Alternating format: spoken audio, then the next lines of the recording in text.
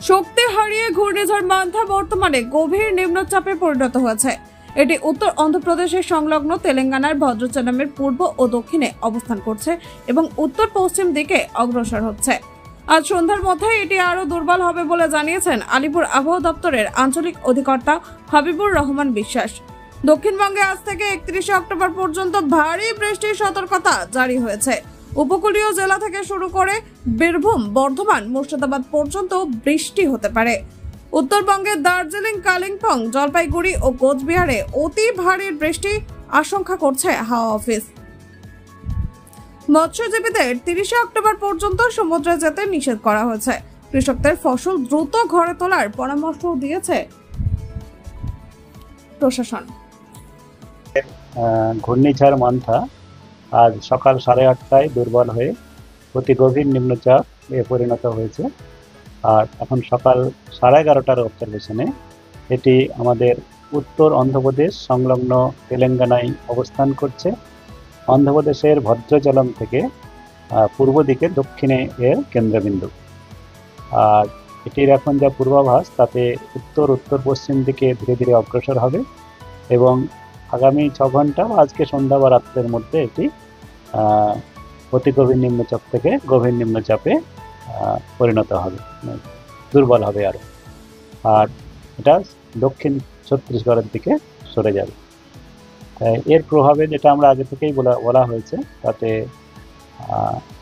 এর যে অবশিষ্টাংশ থাকবে তার প্রভাবে বায়ুর বিভিন্ন স্তরে যে গতি প্রকৃতির পরিবর্তন ঘটবে, তাতে আমাদের উত্তরবঙ্গ এবং আমাদের দক্ষিণবঙ্গেও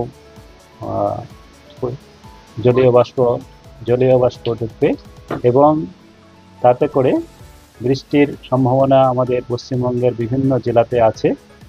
সেখানে দক্ষিণবঙ্গের জেলাগুলোতে যেমন আজকেও আমাদের বৃষ্টি হচ্ছে, গতকালেও যেটা আমাদের এক্সপেকটেশন ছিল সেটা কমই হয়েছে। পূর্ব মেদিনীপুর জেলাতে যেমন গত 24 ঘন্টায় ভারী বৃষ্টিপাত হয়েছে 84 মিলিমিটার। আজকে যেটা আমাদের পূর্বাভাস তাতে প্রায় সব জায়গাতেই দক্ষিণবঙ্গের সব জেলাতেই প্রায় সর্বত্রই হালকা থেকে মাঝারি বৃষ্টিপাত হবে। তার সঙ্গে 1-2 জায়গায় ভারী বৃষ্টিপাতের সম্ভাবনা রয়েছে কতগুলি জেলাতে।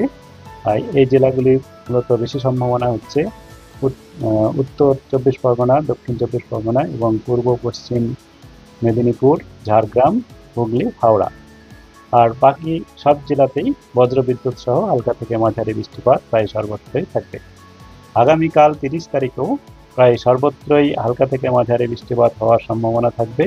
সেখানে আগামীকাল ভারী বৃষ্টিপাতের সম্ভাবনা যেটা রয়েছে 1-2 জায়গায় বীরভূম, মুর্শিদাবাদ, পশ্চিম বর্ধমান এবং পুরুলিয়া জেলাতে। 31 তারিখে বৃষ্টিপাত কিছুটা কমবে, মূলত আমাদের দক্ষিণবঙ্গের দক্ষিণাংশের জেলাগুলোতে, কিন্তু উত্তরাংশের জেলাগুলোতে বৃষ্টিপাত থাকবে। সে সঙ্গে বীরভূম, মুর্শিদাবাদ জেলাতে 1-2 জায়গায় ভারী বৃষ্টিপাতের সম্ভাবনা রয়েছে। 1 তারিখে বৃষ্টিপাত আরও কমে যাবে, সেখানে বিক্ষিপ্তভাবে বৃষ্টিপাত হবে। তবে পূর্বাংশের জেলাগুলো যেমন নদিয়া, মুর্শিদাবাদ, উত্তর 24 পরগনা, দক্ষিণ পরগনা এসব জেলাতে বজ্রবিদ্যুৎ সহ হালকা থেকে মাঝারি বৃষ্টিপাতের সম্ভাবনা থাকবে। 2 তারিখে বৃষ্টিপাত একেবারেই কমে যাবে, মূলত আমাদের শুষ্ক আবহাওয়া থাকবে বেশিরভাগ স্থানেই। 1-2 জায়গায় হালকা বৃষ্টিপাত হয়ে যেতে পারে, যেটা ক্লাউডিনেস থাকবে তার জন্য। যেটা বলা হয়েছে সেটা উত্তরবঙ্গে আজকে বিক্ষিপ্তভাবে হালকা থেকে মাঝারি বৃষ্টিপাত, বজ্রবিদ্যুৎ সহ বৃষ্টিপাত হওয়ার সম্ভাবনা রয়েছে। আজকে ভারী বৃষ্টিপাতের সম্ভাবনা কম বা নেই বললেই চলে। আগামীকাল 30 তারিখ বৃষ্টিপাত পরিমাণ বাড়বে, 31 তারিখে আরও বাড়বে। 30 তারিখে যেটা হবে সেটা আপনার সব জায়গায় এটাই প্রায় বৃষ্টিপাত হবে।